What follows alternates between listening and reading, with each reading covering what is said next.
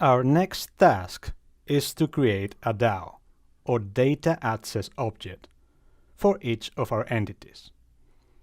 This is our task DAO. Let's have a look at it in more detail. As you can see, it is an interface that has the DAO annotation.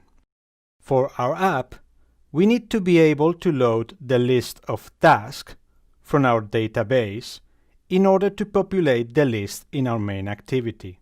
We will also need to insert a new task in the database and update or delete existing tasks.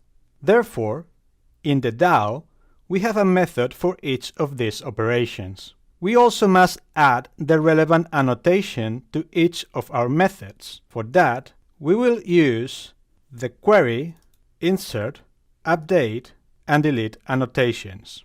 The first method includes the query annotation to run select the staff from task, order by priority, and will return a list of task entry objects.